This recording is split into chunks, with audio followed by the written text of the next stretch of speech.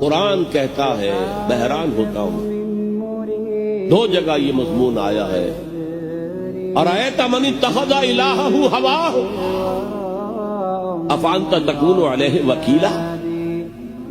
اے نبی، تم نے دیکھا اس شخص کو، اس کے حال پر غور کیا جس نے اپنی خواہش نفس کو اپنا الہ بنا لیا ہے؟ اللہ اکبر!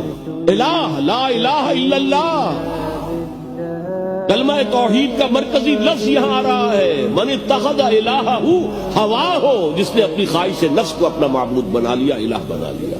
افانت تکون علیہ وکیلا، کیا آپ ایسے شخص کی کوئی ذمہ داری لے سکتے ہیں؟ سود حرام ہوا کرے جی، حرام حرام، ہمارا دھندا جو ہے وہ آگے بڑھ نہیں سکتا، اللہ کے حکم کو پیچھے ڈالا، نفس کے تقاضے کو آگے رکھا۔ کون معبود ہے آپ؟ نام عبداللہ رکھیے، نام عبد الرحمن رکھیے، ہے عبد النفس، نفس کے بندے، نفس کے غلام۔